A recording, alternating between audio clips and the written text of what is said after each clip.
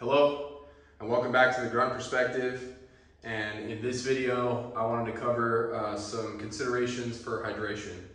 How to carry water, how to clean water, and just overall thoughts about water. So I've got a bunch of containers on the table here, but before I talk about why I like them, I want to talk about hydration in general. A lot of people, I think they get it messed up, because when they think about hydration, they think about what they need to survive in the field. And your body can get by with less water a lot of the time. It can get by on a quart of water a day or a liter of water a day, and you'll be okay. You won't really notice it. But what your body can't do on a quart of water a day or a liter of water a day is patrol, carry a heavy load, stay up all night, pulling security and stuff like that, and just in general do the things that are going to be expected of you if you're an infantryman. So it's not just carrying water to survive, it's carrying water to thrive and be able to do your job, right? Some more considerations. Water is really dependent on your environment, right? If you are in a jungle or a heavily forested environment and you know that it rains often, you know that there's streams, there's rivers, things that you can collect water from, then you are not going to need to carry as much water if you carry some other equipment to help you purify it and clean it. And that's great, because just moving in those environments, or it's going to be really taxing on you anyway. And usually in those environments it's hot and you're going to be expelling so much water through your sweat that you need to replenish it very quickly. And you can carry things with you like packets of electrolyte or Himalayan salt or something like that.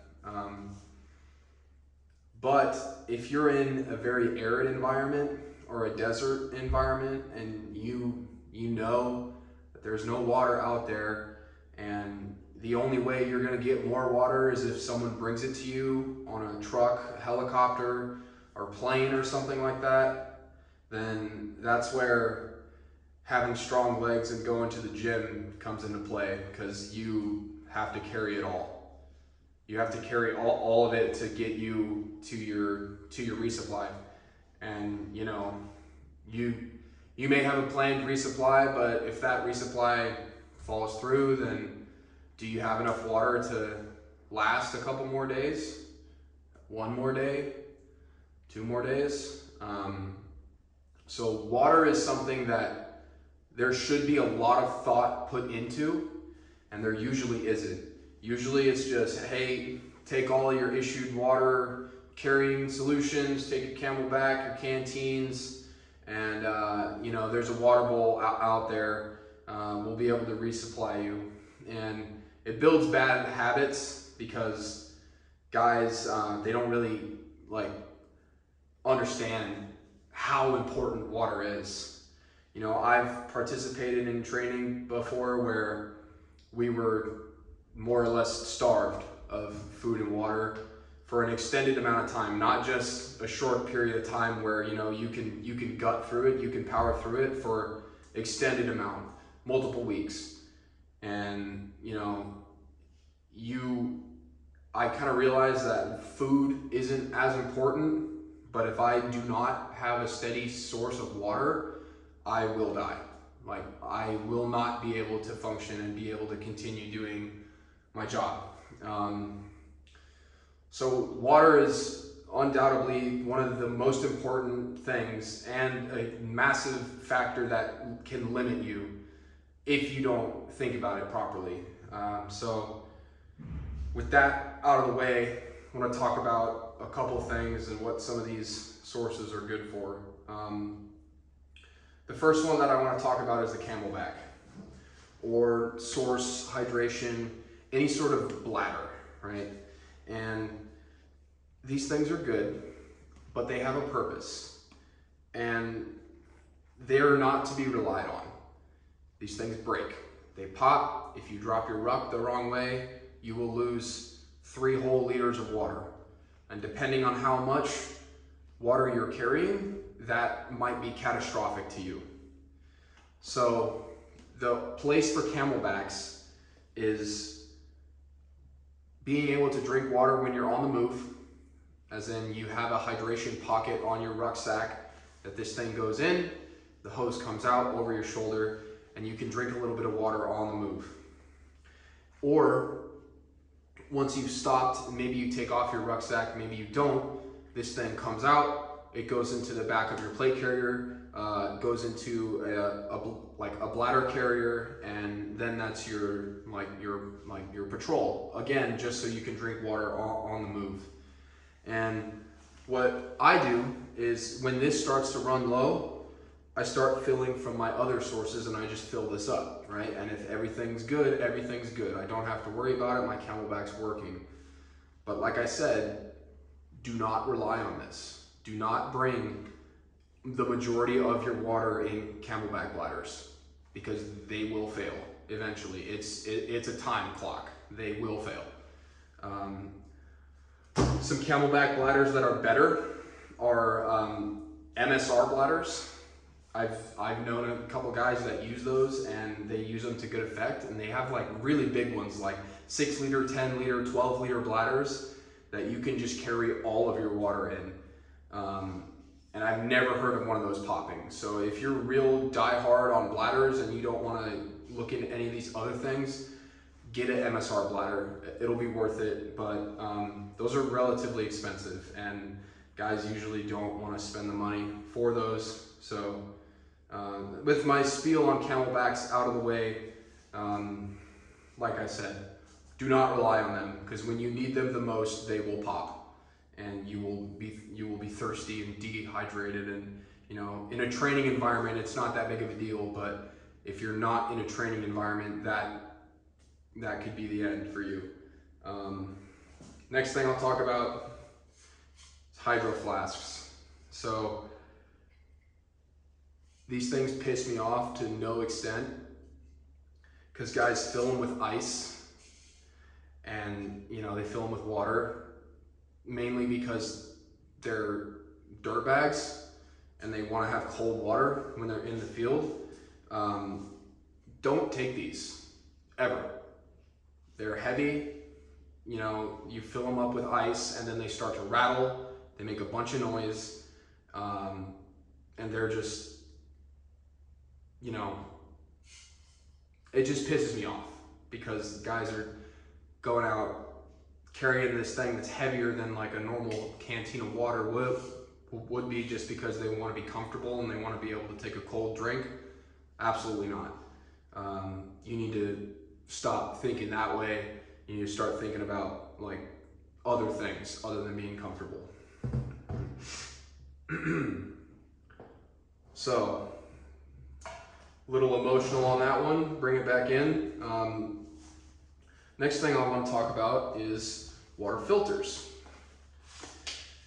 So, water filters are pretty cool, but you got to be careful with them, because a lot of guys just buy one. This one specifically is a Sawyer Squeeze. This is a really good one. I would recommend this one. But a lot of guys don't understand how water filters work, and they don't understand that there's different grades of water filters. Some of them are literally just what it stands for. It's a filter. If you didn't already know, there's a difference between filtering water and purifying water. Filtering water gets all of your dirt, chunks, and large particles out of the water. Purifying water kills bacteria, protozoa, and viruses, and that's what makes it safe to drink. Most filters will kill, or they will catch bacteria and protozoa, but most of them won't catch viruses. So there are some filters on the market that are rated for all three. This one is not. So you need to know that if you're going to rely on them to be your primary source of water. because you can get really sick. Like, drinking dirty water is the fastest way to fuck your life up in the field and in training or in real life. So you really need to make sure that you understand the capabilities of your equipment and your filter before you put all of your trust in it. So I've used this to good effect though. Just like I said, I normally do a 2-part system. I filter and then I purify. And this works out well for that. Cool thing about the Sawyer Squeeze is the threads on here are the standard thread size for like most like water bottles or like a Coke bottle or something like that. You can find like any bottle and it'll screw on there, and you just squeeze it and clean water comes out the other side, or filtered water comes out the other side. Another part of the Sawyer Squeeze system are these bags.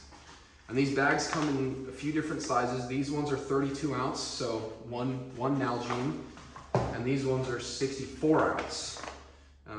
So 2 Nalgenes, 2 liters. And what I've done before is when I am collecting water, I obviously fill all of my water sources with clean water. And then I carry more water that's still dirty inside these bags. And I never drink out of these bags, right? These bags are specifically for dirty water. Just like I said, the fastest way to ruin your life is to drink dirty water. You'll be in a world of hurt within a matter of hours, right? But you can carry it though. So I can carry up to, what do we got, 4, 5, 6 liters of water dirty inside my pack. And if I know I'm gonna be making a long movement and like maybe I've planned my route from this river to multiple days until I'm gonna fill up again at this river, then this could be really awesome for you. So having some way to carry some dirty water isn't a bad idea. That being said, dirty water never goes into any of my containers, ever. It goes into these containers. Because even if you use this to hold some dirty water and then you put in clean water, it's still contaminated. Unless you chemically purify this or like boil it, but you can't boil a plastic canteen, so you really need to chemically purify it. So you need to be really careful about your water. Like you need to make sure that clean water only goes in clean water containers and dirty water only goes in dirty water containers. But these bags are really awesome for that. They're pretty durable, but I still try to keep them in a safe spot inside my pack so they don't get popped. But yeah, Sawyer Squeeze bags, really good. Next thing, the venerable 2-quart canteen with pouch and carrying strap. So 2-quart canteens are awesome for a couple of reasons. One, their size, 2 quarts. There's more than 1 quart. They come with this nice little attachment system that works with any Alice style pack or pouches, or if you have a tactical tailor like a Malice pack, it'll work with that too. And it's great because it's a large container to carry water in other than this, right? So what I would normally do, like a standard loadout, would be at least 2 of these on the sides of my ruck to balance each other out. Camelback bladder usually about on the top of the ruck, and then canteens and Nalgenes accordingly. But these are really cool, especially with the carrying strap, because you can throw it on if you're going on a patrol or something like that, and you're keeping it light. You're not taking a pack or something with you for whatever reason, which would be really strange. But either way, you can throw it on there, have an extra 2 quarts of water, and just have a little bit more peace of mind. So love the 2-quart canteen. I've got lots of them. Another thing about them, they're collapsible. And some people say that like, oh, you collapse your canteen so when you're like running it doesn't make the swishing noise. And I think that's silly, because if you're running, you're going to be making a lot more noise than water sloshing back and forth. But you can do that if that's something that you're concerned about.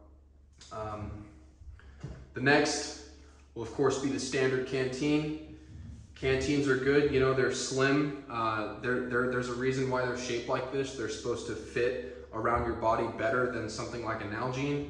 1 quart, right? A little bit less than a liter, but you know, it's got your gas mask cap on there, so that's obviously an important piece of gear. You need to have a few of those.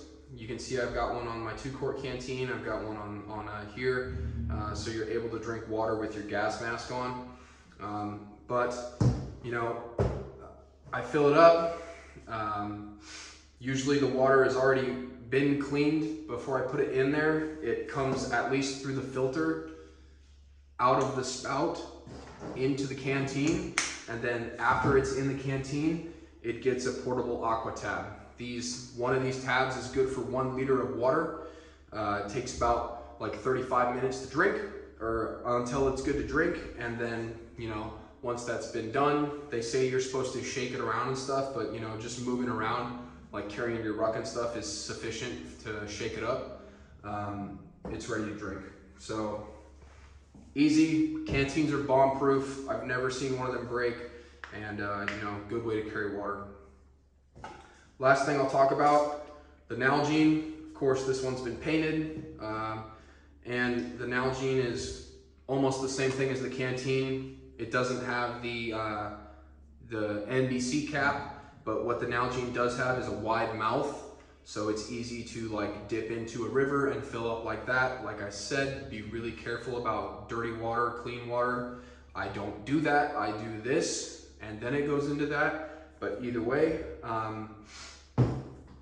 Nalgenes there's not a lot to say about Nalgenes. They work great, and they come in a couple different sizes. And then I have a Nalgene cup. So, you know, the best way to purify water is to boil it. It kills everything. There's no room for error. Everything's dead, right? But unless you have a pot, trying to boil 500 milliliters of water at a time is not going to be something that's conducive to like an infantryman or a grunt, because you know, you just don't have that kind of time. You don't have that kind of time to boil this 6, 7, 8 times to fill up all of your water sources, right? But it's there in case you want to do that. I think the best option for purifying water for grunts, infantrymen, is something like this, a good filter combined with this, portable tabs, right? Excuse me, potable aqua tabs, because you know, it's quick. You can carry some dirty water, you just filter it real quick, throw a tablet in. At that point, it's been double purified, and you know it's safe to drink, right? So yeah, there's, just like I said in the beginning of the video, you really do need to put a lot of thought into water. You know, you can get away with carrying less in certain environments, and you can't get away with that in other environments. But what you shouldn't have is a catch-all solution to water in every environment, because it's going to depend on the season, your level of activity, what you're going to be doing, and everything, right? So definitely put thought into it. I hope that this video has helped you think about a couple things. Thanks for tuning in, and I'll see you guys next time.